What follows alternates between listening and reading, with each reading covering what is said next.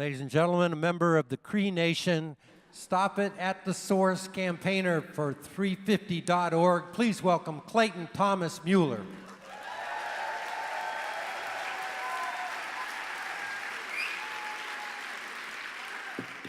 What's up, everybody? Yeah. First and foremost, Baju Tanse, Zongi Benisi and Nene Tishnakas Kinutotem. I want to acknowledge in a good way the indigenous ancestors and indigenous people living here in these beautiful lands, and to thank them as a guest in these lands, and to say that while I'm here, I walk lightly and with respect. Yeah. Born and raised right here in Sonoma, California, May Boeve is the executive director of 350.org. We are an international climate change campaign whose creative communications, organizing, and mass mobilization strive to generate the sense of urgency required to tackle the climate crisis. A while back, it was winter, and I was invited to New York City to speak at a Stop the Keystone XL rally on the island of Manhattan. And at that time, I was running the Indigenous Tar Sands campaign and campaigns for the Indigenous social movement, Idle No More, out of Ottawa, the capital city of Canada. Yeah. My plane was late, and I was rushed from LaGuardia Airport to the rally, and I just made it in time to speak, to share words of solidarity with people taking action there in New York, and to sing a song with my hand drum, bring in those ancestors. And after the rally, I ended up in a taxi going back to Brooklyn with May. And we reflected on the last couple years of fighting Keystone XL and the deep collaboration between 350 and Indigenous nations I was working in support of to stop the expansion of the Canadian tar sands and its massive network of proposed mega pipelines. We also reflected on the fight ahead of us, and she let me know that 350 was investing in the creation of a team in Canada. And it was at that moment I decided that this was someone I wanted to work with. And I suggested, what would you think if I joined the team? And in her own way, she raised her eyebrow. And months later, I joined the organization as their Stop It at the Source campaigner. With the support of social movements and organizations like 350, Indigenous nations and communities have won major victories against mega pipelines across the continent. But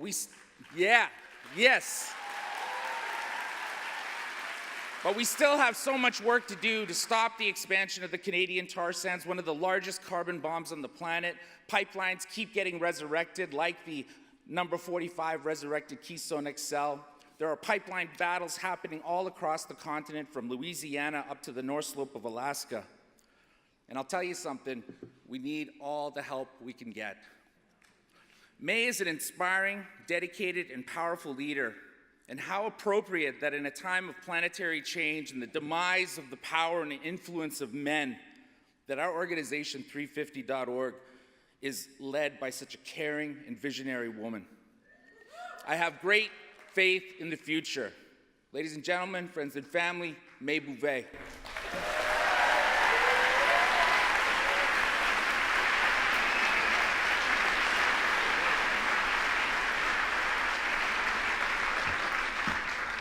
Hello, everyone. Thank you so much. Thank you, Clayton. And I'd like to start by honoring the traditional owners of this land and express my gratitude to be here, to have grown up in Sonoma, California.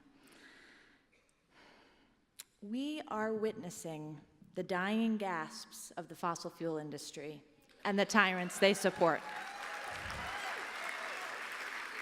We are witnessing the unfolding of a just transition, a new way of making energy.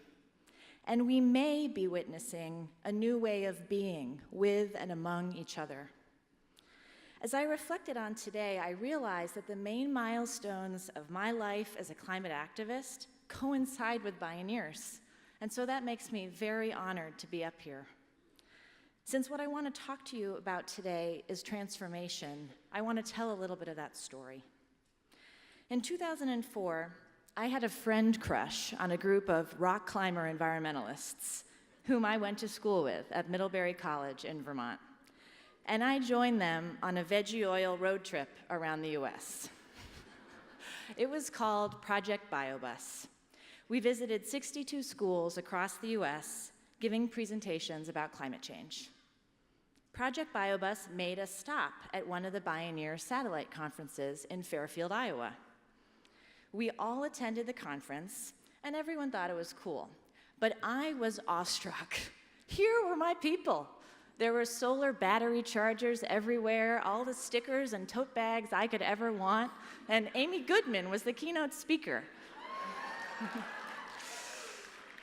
We came back to school, and there was a lot of buzz about this class being taught that semester called What Works? Building a Climate Change Movement. My other friends, the political activists, were all planning to take it.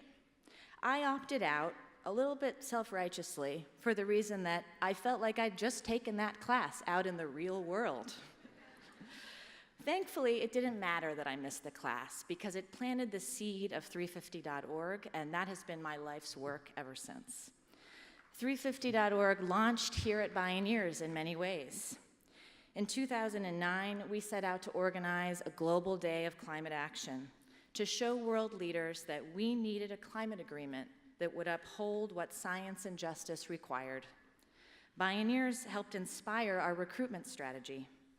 I remember getting goosebumps sitting in this very room when Paul Hawkins' slideshow scrolled the thousands and thousands of names of social movement organizations worldwide through his Wiser Earth project.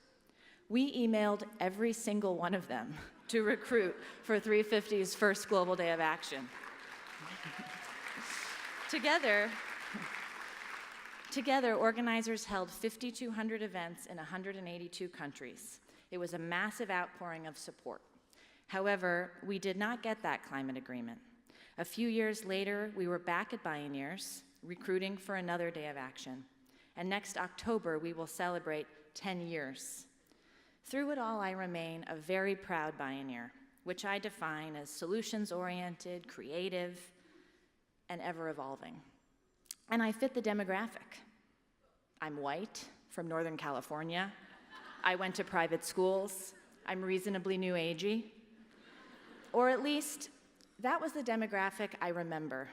Bioneers is changing, and we are changing.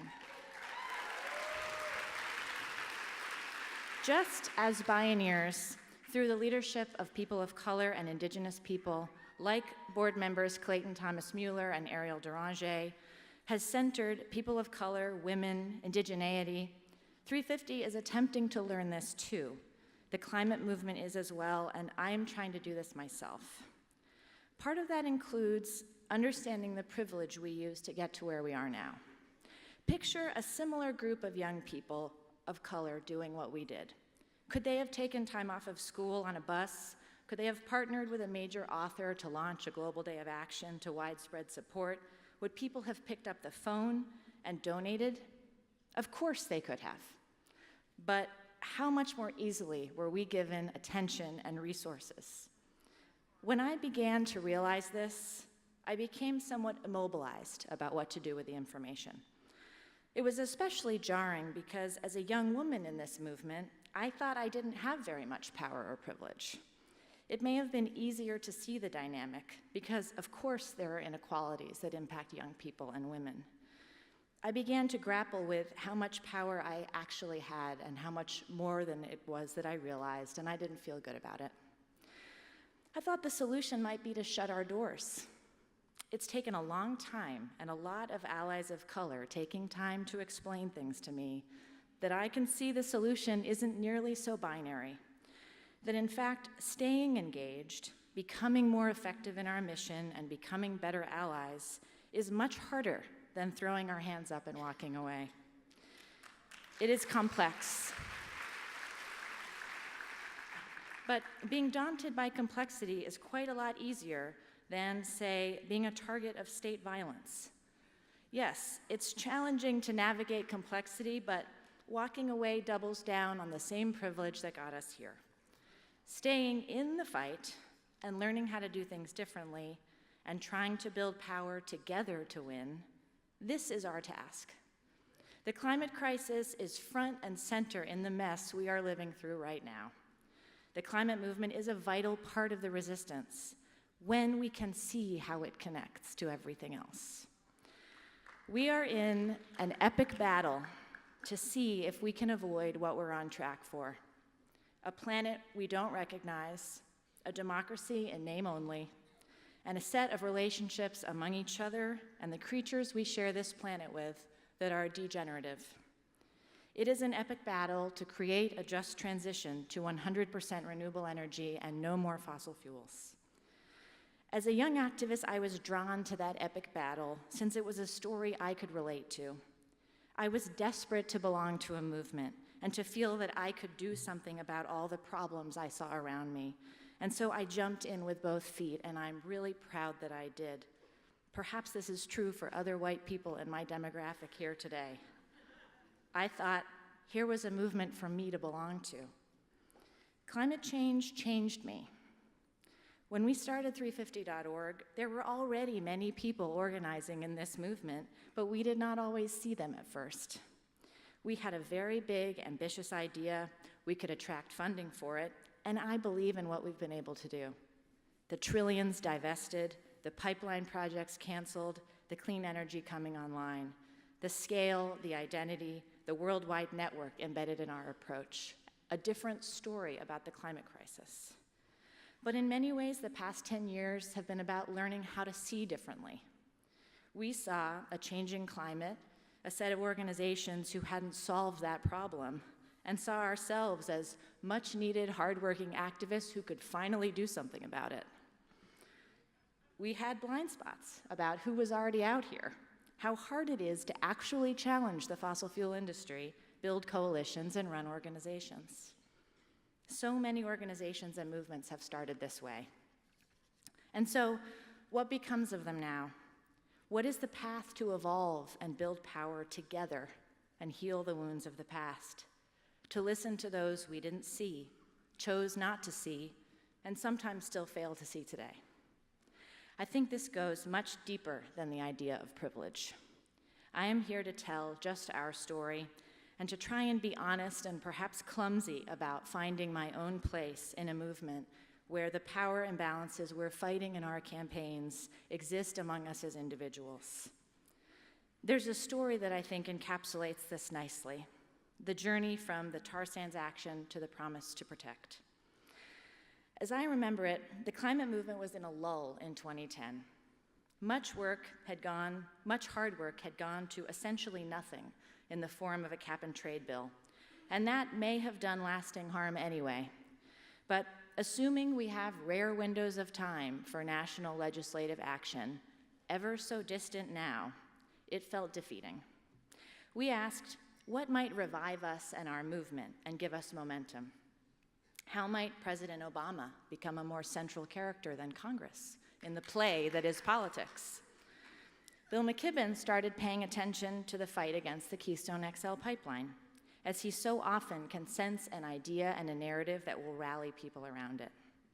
We had a good idea: galvanize the public around a tangible symbol of climate change, shift the zeitgeist, force Obama's hand, and make him be the first president of a major economy to stop a fossil fuel project because of climate change.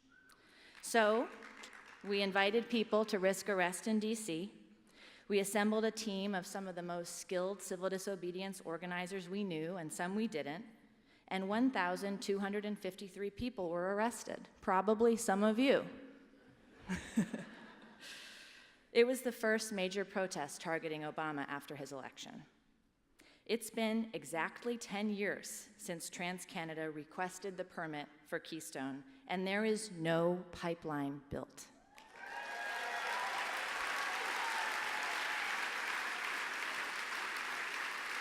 Our movement did that.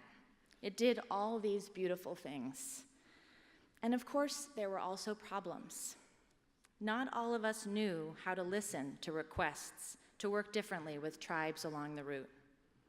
The story that captured public attention did not adequately explain that this fight began with Indigenous peoples protecting their treaty rights and sacred lands in Canada. Funding poured into our organization to expand our efforts because we had a big profile, despite our late entry into the fight. I remember one particularly difficult lesson. I was asked to call together a meeting between a coalition of tribal leaders and large environmental groups. I hadn't prepared very much, and as I noticed we were running out of time at the meeting, I cut off a core Indigenous leader as she was speaking. She checked me in the moment by reminding me that my people had been cutting her people off for generations, that we'd invented an entirely different definition of time and wielded it as a tool to silence. It's true, it's true. I was so embarrassed, and I could only understand part of what she was saying in that moment. It took me about 2 years to move beyond my humiliation, let alone apologize to her. It took even longer to begin to understand that this was mostly structural, much less personal. She was drawing my attention to a pattern of power dynamics that need to be addressed at a personal and systemic level. That was just one day, one of many times interventions have been made to teach, and it was one of hundreds we had to encounter and that our partners were gracious enough to give us to learn. It was leadership of frontline communities, communities of color, that have not only created landmark wins in our movement, but also guided our growth. That intervention had an impact, and it was part of a long journey whose current expression lies in what's called the promise to protect, one of the ways we all can continue to stop Keystone XL. Currently, we are in partnership with Brave Heart Society, Indigenous Environmental Network, Native Organizers Alliance, and Dakota Rural Action. If Keystone is approved, 15,000 people have agreed to come and perform creative resistance along the route. Similar to tar sands action, there will be civil disobedience of an even higher level of risk. But we are in a different partnership this time. This is not the power dynamic from before. If you have not yet signed up, you can do so at nokxlpromise.org. And here I'd like to celebrate my colleagues working on this who are here: Kendall, Julian, Clayton, Christy, and Emily.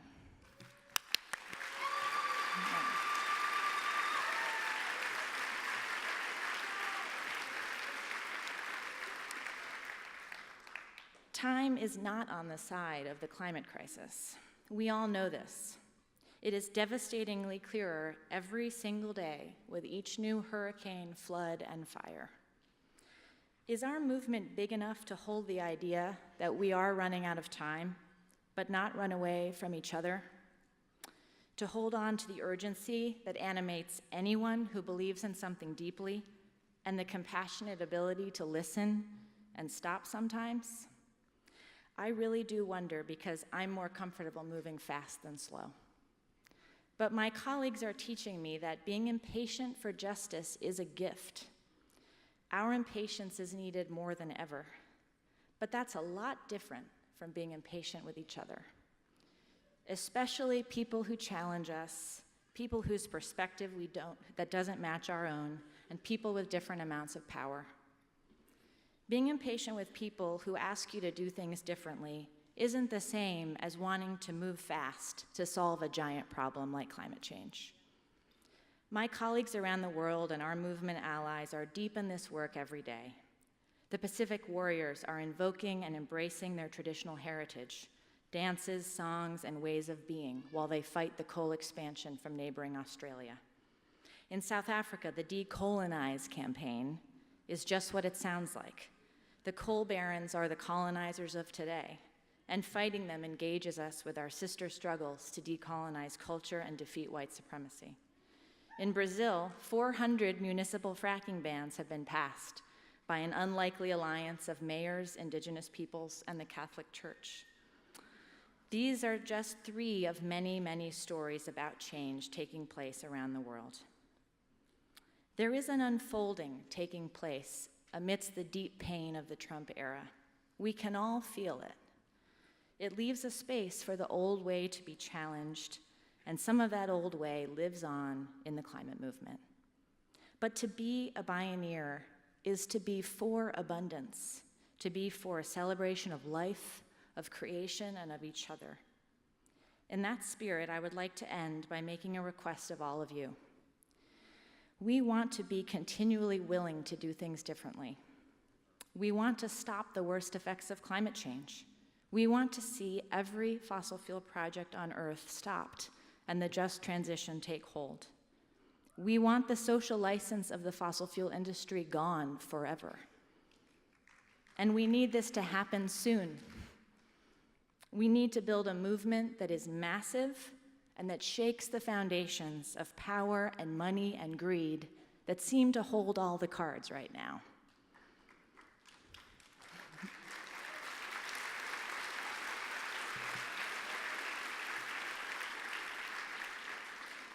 This isn't just about having more pleasant meetings. This isn't about being called out less by being more careful and doing better agenda planning. We will lose if we don't address the power imbalances, share resources better, and make sure those on the front lines have access to all the resources they need to win.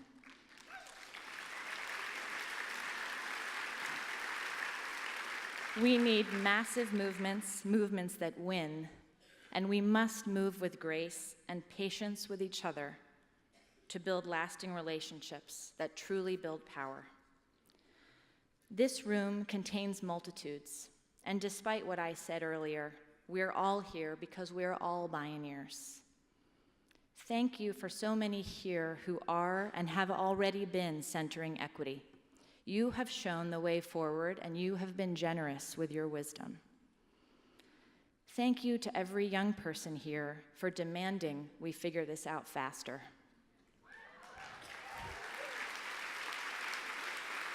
Thank you to every movement elder who has been in this work and continues to show up and teach us.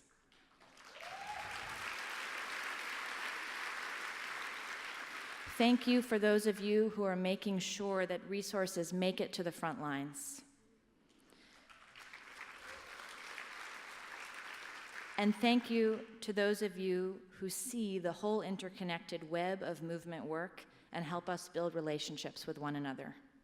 May our gratitude for each other be the fuel that keeps us rising faster towards solutions. Thank you.